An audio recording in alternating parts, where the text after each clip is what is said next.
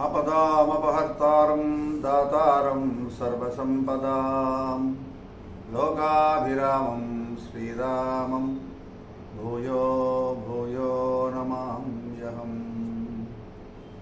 పోతన్నమ మహాకవికి బద్ధీనాంజలినా నతేన శిరస రెండు చేతులు జోడించి బుర్ర వంచి వారి పాదాల నమస్కారం చేస్తూ పోతన భాగవతం యొక్క మొదటి స్కంధంలో మొట్టమొదటి పద్యాన్ని శ్రీకారాన్ని చుట్టినటువంటి మొట్టమొదటి పద్యాన్ని ఒకసారి మనం మాట్లాడుకుందాం. నిత్యానందం గారు శ్రీకైవల్య పదంబు చేరుటకునై చింతించదన్ లోక రక్షైకారంభకు భక్త పాలన కళా సంరంభకున్ దానవోద్రేక స్తంభకు కేళిలోల విలస దృగ్జాల సంభూత నానా కంజాత భవాండ కుంభకు మహానందాంగనాడింభకున్ శ్రీ కైవల్య పదంబు చేరుటకునై చింతించదన్. ఇది పోతన్న గారి యొక్క ఆంధ్ర మహాభాగవతంలో మొట్టమొదటి పద్యం. భాగవతానికే కాదు, తెలుగు సాహిత్య సరస్వతికే మకుటాయమానమైనటువంటి మాధుర్యమైనటువంటి పద్యం ఇది.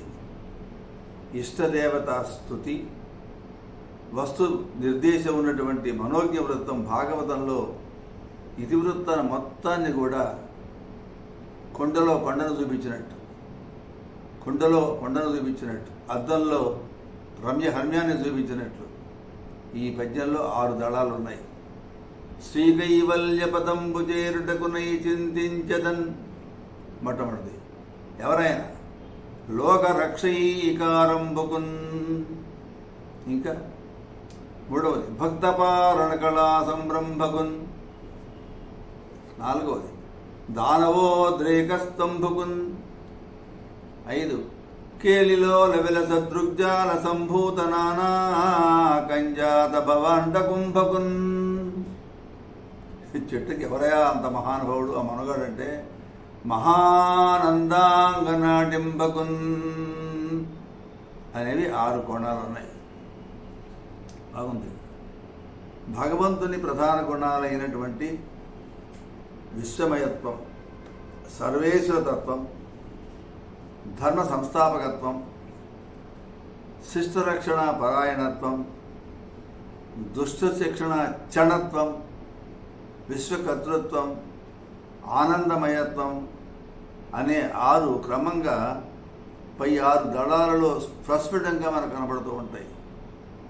ఇక శ్రీకైవల్య పదంబు చేరుటకునే చింతించదన్ అన్న ప్రథమ దళంలో మోక్షం కోసంగా ఉత్కంఠితుడైనటువంటి పరీక్షిత్తు వృత్తాంతంతో పాటు మొత్తం భాగవతమే ధ్వనిస్తుంది. అలాగే ప్రథమ స్కందంలోని నారదుడు, భీష్ముడు, కుంతీదేవి వాళ్ళ కథలు, 3వ స్కందంలో మనకు వచ్చేటటువంటి దేవహూతి వృత్తాంతం, 4వ స్కందంలో ధ్రువ చరిత్ర స్ఫురిస్తూ భగవంతుని సర్వేశ్వరత్వాన్ని నిరూపిస్తుంటాయి. ఎందుకంటే కైవల్యాన్ని అనుగ్రహించే అధికారం కేవలం గోవిందుడికి మాత్రమే ఉంది, కృష్ణుడికి మాత్రమే ఉంది, ముకుందుడికి మాత్రమే ఉంది. ఆయనే సర్వేశ్వరుడు. లోక రక్షైకారంభకు అన్న 2వ కోణం చూస్తే హిరణ్యకశిపుల ఆ కాలం నాటి యవనాదులు తృతీయ, సప్తమ, దశమ స్కందాలు సంహరించి వారి అత్యాచారాల వల్ల అస్తవ్యస్తమైనటువంటి లోకాన్ని ఉద్ధరించినటువంటి భగవంతుడి యొక్క ధర్మ సంస్థాపకత్వం స్థాపించబడింది. ఇక 3వది భక్త పాలన కళా సంరంభకులు. భక్తుల్ని పాలించడం అనేది ఒక కళ. ఎప్పుడెప్పుడు ఆర్తులను ఆదుకుందామా అని అనుక్షణం తకతకలాడుతూ ఉంటాడు స్వామి. ఈయన భక్త పాలన కళా సంరంభకుడు. అంటే గజేంద్రుణ్ణి కాపాడడానికి మహావిష్ణు వైకుంఠం నుంచి పరిగెత్తుకుంటూ వచ్చినటువంటి వృత్తాంతం. ఏది పట్టించుకోకుండా ఆ సందర్భంలో మనం జ్ఞాపకం చేసుకుంటాం విశేషంగా పద్యం గురించి. అసలు ఏది పట్టించుకోడు. భక్తుని రక్షించాలి అంటే అంత హడావిడి పడిపోతాడో, ఏం తొందరపడిపోతుంటాడో, వాడికి ఏమైపోతుందోనని అది అంతర్ధ్వనిగా ఉండేటటువంటి భగవంతుని శిష్ట రక్షణ పరాయణత్వాన్ని చాటుతుంది. దానవోద్రేక స్తంభకున్ అనే 4వ దళం అష్టమ స్కంధంలో వామనావతార వ్యంజకమైనటువంటిది. బలిచక్రవర్తిని ఏ రకంగా నిగ్రహించాడు వామనుడు అనేది. పై మన్మంతరంలో ఇంద్రుడికి కావలసినటువంటి బలి వరబలంతో ముందుగానే స్వర్గాన్ని ఆక్రమించి ఇంద్ర పదాన్ని దాని ఇంద్రత్వాన్ని ఆకాంక్షించాడు ఆయన. ఆ దానవేంద్రుడి యొక్క ఉద్రేకానికి పగ్గాలు వేసి పట్టి బంధించడం కోసంగా దుష్ట శిక్షణ చెడుడైనాడు వామనుడు. ఆయన వామనుడిగా మారిపోయి ముజ్జువాడుగా మారిపోయినాడు. కెళిలోల సంభ్రంభ కేళిలోల అని చెబుతున్నాడు. మళ్ళీ ఇక్కడ కెళిలోల దృగ్జాల సంభూత నానాకంజాత భవాంట కుంభకు అన్నాడు. ఇది 5వ భాగం. అంటే భగవంతుని యొక్క విశ్వకర్మ కృతాన్ని వెల్లడించేటటువంటి సూర్యవంశ చంద్రవంశాల చరిత్ర అంటే 9వ స్కంధంలో వస్తుంది కదా, ఇక్కడ ధ్వనిస్తూ ఉంటుంది. స్వామి విలాసంగా త్రిప్పేటటువంటి కళ్ళలో ఆ కళ్ళలోంచి బ్రహ్మాండాలు ఉద్భవిస్తాయి, సృష్టి జరుగుతుంది. నిజానికి నారాయణుడి యొక్క నేత్రాలే కదా సూర్యుడు చంద్రుడు కూడా. సూర్యుడు చంద్రుడు భగవంతుడి నేత్రాలని చెబుతుంది మన వేదం. సరే, ఇవన్నీ ఎవరికి ఉన్నాయి ఈ లక్షణాలన్నీ కూడా అంటే మహానందాంగనాడింభకున్ అనేది 6వ అంశం.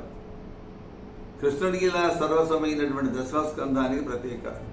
ఆ నందాంగనకు అంటే నందగోపుని యొక్క భార్య కదా, ఆ నందాంగనకు ఏమైంది? ఆనందాన్ని అందిస్తూ అనుభవిస్తున్నటువంటి ఆనందమయుడైనటువంటి కృష్ణ పరమాత్మ ఆ నందనుడు.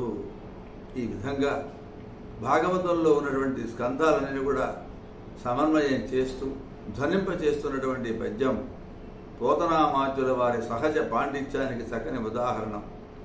ఆంధ్ర సాహిత్యంలో ఇలాంటి హృద్యమైనటువంటి పద్యం నా భూతో నా భవిష్యతి అంటారు. అంటే అక్షరమైనటువంటి మోక్ష సంపదను అపేక్షించినటువంటి నేను ఆనంద స్వరూపిణైనటువంటి ఆ నందగోపుని ఇల్లాలి ఒడిలో అల్లారు ముద్దుగా ఆడుకుంటున్నటువంటి అందాల శిశువుని, అందాల బాలుణ్ణి నేను ధ్యానిస్తున్నాను. ఆ యశోద కిశోరుడు సామాన్యుడా, ఏమాత్రం ఏమరపాటు లేకుండా ఎల్లలోకాలను చల్లగా పాలిస్తూ ఉంటాడు కదా. నిరంకుశలైనటువంటి నిశాచరుల ఔద్ధత్యాన్ని నిర్మూలిస్తూ ఉంటాడు.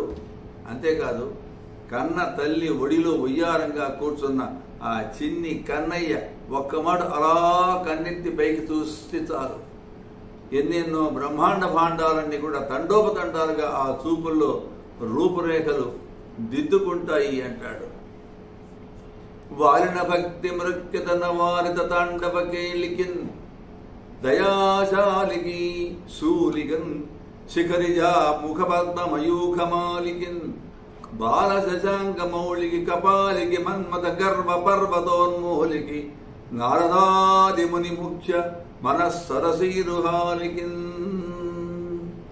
పోతనగా చెప్పినటువంటి అంటే కరాన ముమ్మినవారు, ఉరాన పునుకుల పేరు, శిరాన నెలవంక ధరించి లీలాతాండవలోలుడైనటువంటి పరమశివుడికి శిరస్సు వంచి భక్తి పురస్సరంగా ప్రణామం చేస్తున్నాను అంటాడు. ఇప్పుడు చెప్పినేమో కృష్ణుడిగా ప్రార్థన చేశాడు.